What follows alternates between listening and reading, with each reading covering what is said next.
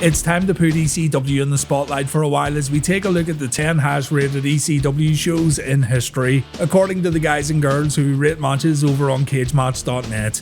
A quick note before we begin, I've included pay-per-views and super shows in this video. ECW didn't start airing on pay-per-view until 1997, and before then, they would showcase big matches at their Philadelphia-based supercards. It makes sense to include these two because they were pretty much used in lieu of pay-per-view events. As always with these kind of videos, the rankings and ratings you're about to see are based on an aggregate score. You may agree with how these shows are ranked, you might even disagree, and that's what the comment section's for. Let me know your favourite ECW shows and we can do this again down the road based on your feedback. For wrestling fans who haven't been exposed to ECW all that much, or for fans wanting to know which shows they should check out first, this is a good starting point, and as always, I'll let you know which matches you should check out. At number 10, it's November to Remember 1995, a supercard held in the ECW arena on November 18th, 95. This show is absolutely stacked and it's a show that comes highly recommended. If I'm honest, I would rank this higher than number 10. November to Remember 95 is an important event with quite a few things going on. We've got Steve Austin competing for the ECW World Heavyweight Championship against Mikey Whipwreck, Sabu coming back to ECW after having a brief stint in WCW. The crowd's reaction for Sabu was great and you can tell he was at home in ECW. You've got Rey Mysterio Jr. taking on Psychosis long before they were getting featured on Nitro every week. And then you've got a tag team main event, Terry Funk and Tommy Dreamer versus Cactus Jack and Raven. This match takes place in the middle of Tommy Dreamer and Raven's storied rivalry. Cactus Jack turned his back on Dreamer to join Raven's nest, all while ripping hardcore wrestling apart. Jack was sickened by the things fans chanted at him in regards to his son Dewey, and in one of the most interesting heel turns in ECW history, Cactus completely renounced the hardcore style of wrestling that ECW was known for. This was a very effective way for Cactus to get hate from ECW's passionate fan base. During the main event match, Bill Alfonso and Taz interfered. Taz had helped Alfonso earlier on in a match against ECW owner Todd Gordon, so when November to Remember was over, the Tazmaniac was gone and ECW had to deal with Taz, the human suplex machine. At number 9, it's November to Remember 99. This one took place in Buffalo, New York, and I'm surprised that this one ranked higher than the 1995 event of the same name, but well, let's just go with it. 3 matches in particular stand out in this one. Mike Awesome versus Masato Tanaka for the ECW World Heavyweight Championship, Sabu versus Chris Candido in a submission match, and there's a pretty great Jerry Lynn versus Super Crazy versus Tajiri 3-way dance that just doesn't let up from bell to bell. We have also got RVD versus Taz for the TV title, and this one serves as Taz's final match in ECW before heading to the WWF. Taz would do business with Extreme Championship Wrestling again when he was brought in to take the world title away from Mike Awesome, but this match at November to Remember is considered as Taz's farewell to ECW. Unfortunately, the match he has with Van Damme's nothing special, and many are in agreement that November to Remember 99 is a very hit and miss show, with the start of the event in particular being a bit too messy. Hardcore Heaven 99 comes in at number 8, taking place in Poughkeepsie, New York on May 16th, 1999. Some folks didn't like how the scheduled main event took place at the start of the show. The Taz vs Chris Candido match was over after about a minute of action, and this would lead to Taz defending the ECW Championship against Bubba Ray Dudley at the end of the event. The match wasn't well received by fans nor critics. That being said, Hardcore Heaven may start and end pretty badly, but everything sandwiched in between ranges from good to excellent. Yoshihiro Tajiri vs Little Guido is a fantastic match. Super Crazy vs Taka Michinoku really is as good as it sounds. But the standout match for me on this card is Rob Van Dam vs Jerry Lynn for the ECW World Television Championship. Over 25 minutes of solid action here from two legitimate innovators of offense. There's still some debate over which RVD vs Lynn match is the absolute best, and this just goes to show how good every match they had really was. Their match at Living Dangerously 99 is definitely worth checking out too though, and I'd actually recommend watching that encounter before watching their Hardcore Heaven 99 match. Whatever you do though, just make sure you check out any of their matches at your earliest convenience. Maybe I'll put together an RVD vs Jerry Lynn video very soon. At number 7, it's SummerSlam 99, held in the ECW arena on April 3rd, 99. This one opens up with an insanely good match from our boy Jerry Lynn once again. Jerry defeated Tajiri to kick off the action at SummerSlam, and this is another match that comes highly recommended. RVD versus Two Cold Scorpios, another fun match. Taz versus Chris Candido's, it's okay. But don't sleep on the semi-main event match featuring Shane Douglas taking on Just Incredible. The main event's a pretty typical ECW scrap featuring Mustafa Saeed and the Dudley Boys taking on New Jack, Axel Rotten and Balls Mahoney. Mustafa turned his back on New Jack after making a surprise return a few months prior, and this short-lived rivalry would culminate in an Ultimate Jeopardy match that took place at SummerSlam. Watching the main event back, I did find it a bit messy if I'm honest. I thought Shane Douglas versus Just Incredible was a lot better, but it also depends on what kind of wrestling you enjoy watching. The great and often underappreciated thing about ECW was the fact that it catered for a lot of different styles, so you're still gonna find something to like when watching this show.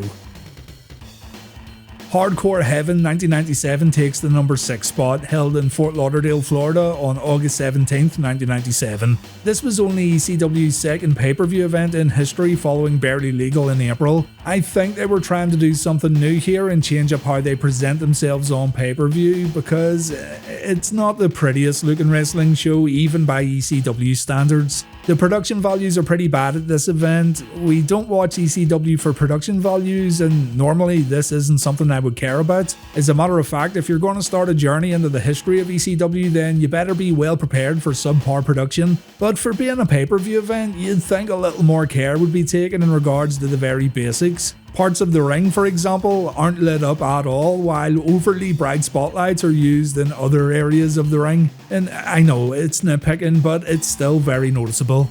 In terms of in-ring action, Hardcore Heaven 97 solid. You've got a very interesting WWF vs ECW encounter when Jerry Lawler takes on Tommy Dreamer. This was a feud that began when ECW invaded Raw earlier in 1997, and it is a fascinating bout when you consider the cross-promotion. The Chris Candido vs Taz TV title opener is good. RVD vs Al Snow's definitely worth checking out. You've got Al in his full rocker gimmick here, but the wheels are starting to fall off. And the main event triple threat match for the world title is excellent. Shane Douglas versus Sabu versus Terry Funk. This one's contested as an elimination match, and even though I'm usually not a big fan of three-way matches, this is still a main event I'd recommend you check out. You will have to put up with the less than ideal production values, but it's definitely worth it.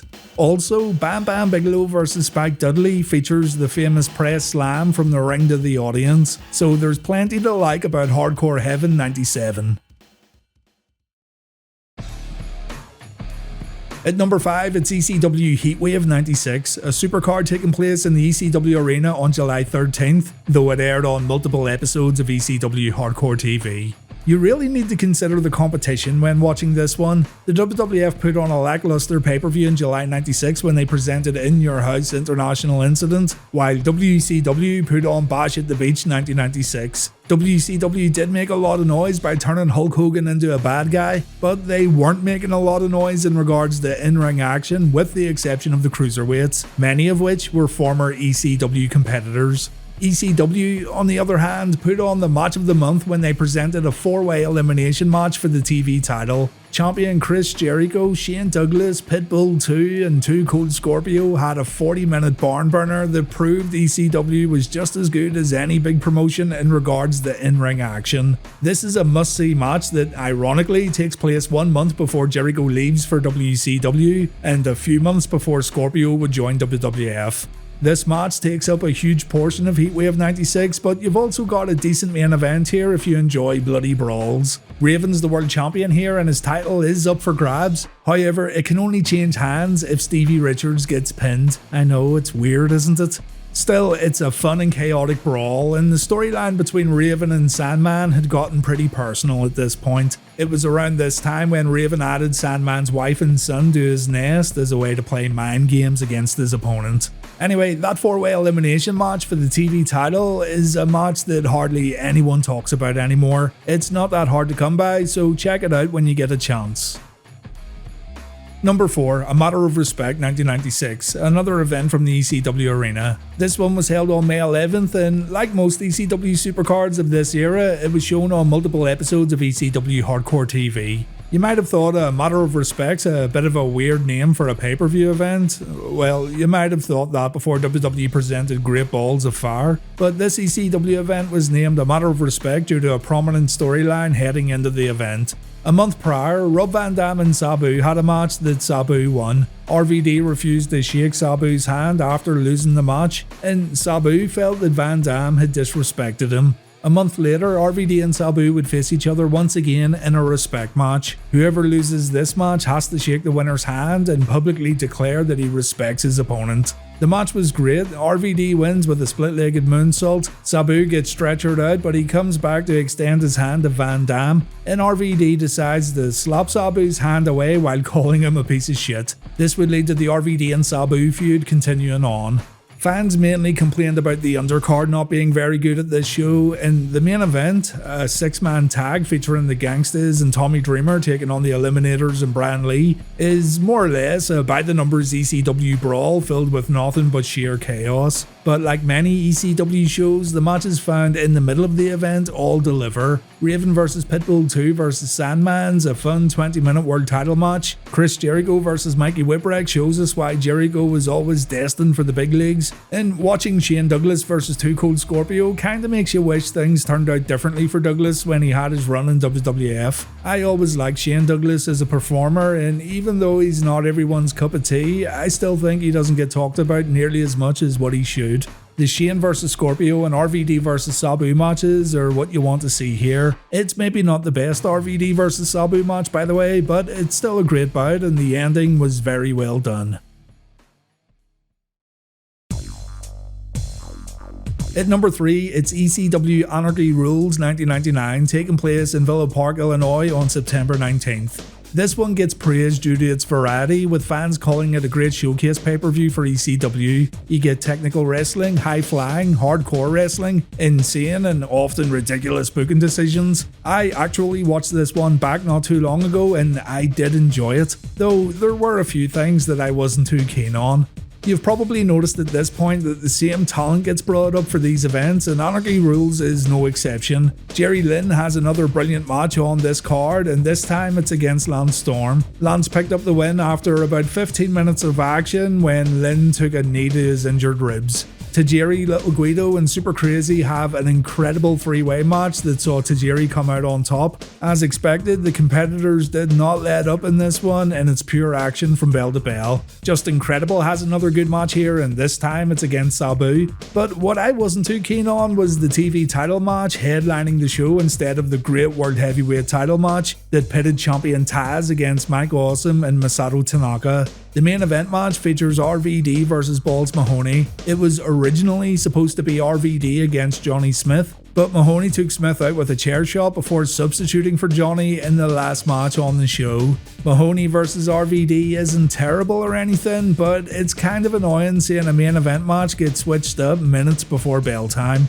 The world title match really should have ended this show. It's very good, and seeing as it features a title change, it just makes sense, so I've no idea what Heyman was thinking here.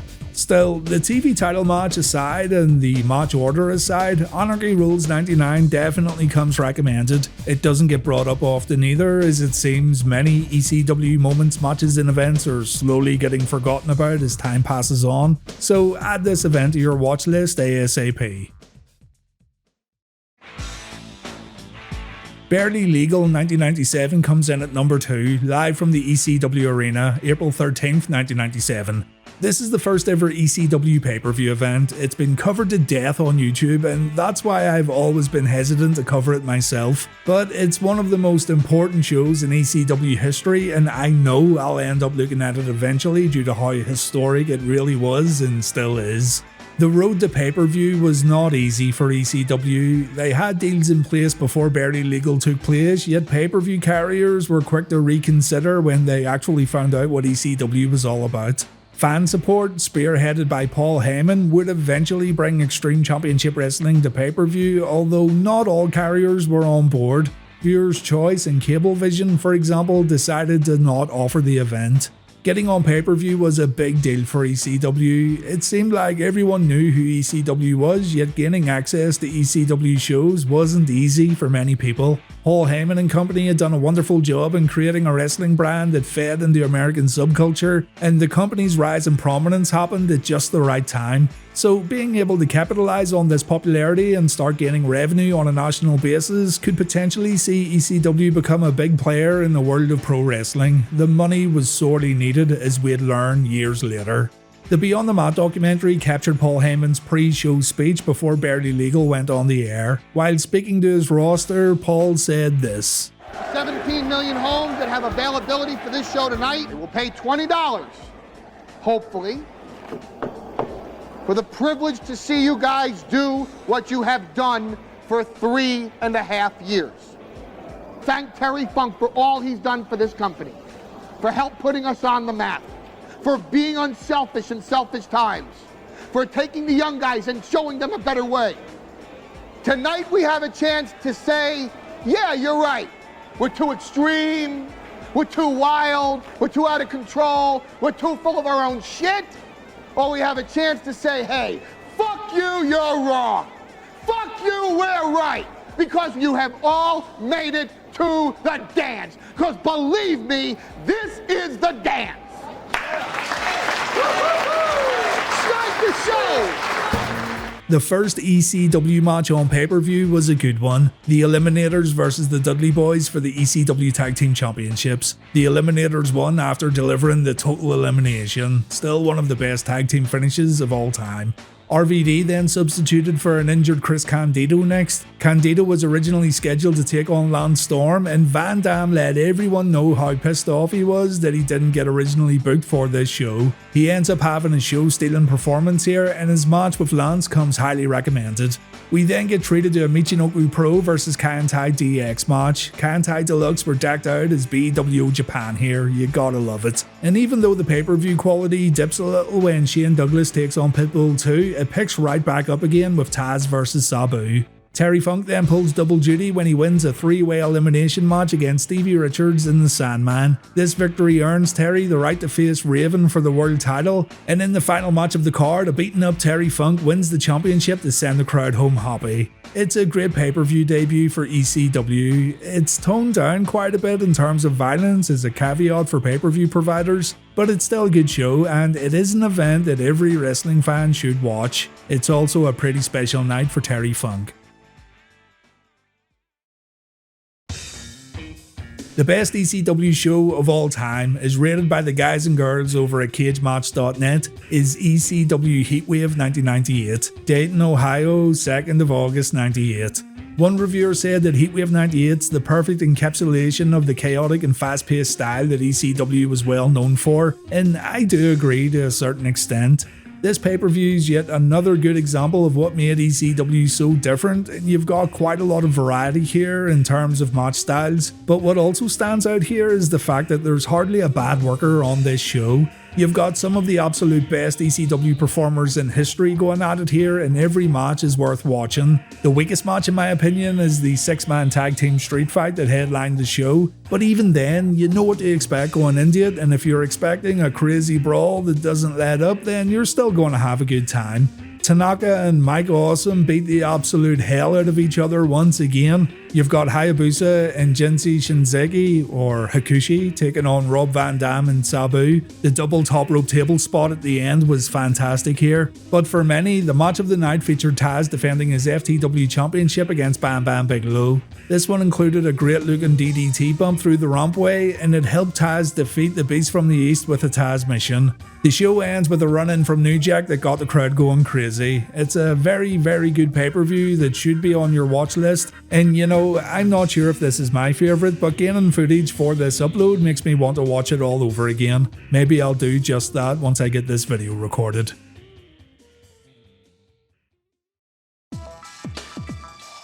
As always, share your thoughts in the comment section below and let me know your favourite ECW events. There's a lot of good stuff that's been left out here, but to be fair also, a lot of ECW shows are infamous for just 1 or 2 matches. Coming across ECW events that are good from start to end isn't easy, but you also gotta remember that they didn't have the same long history as say WWE or even WCW. Even during their active years, they still presented less pay-per-views and supercards in comparison to their competition, so you're really making a choice here from a small selection. Still, there's other good ECW shows out there, so let everyone know your favourites in the comments, and while you do that, please make sure you subscribe to Wrestling Bios, and if you like this video, please give it a thumbs up. Thanks for watching everyone, I do appreciate it, and take care.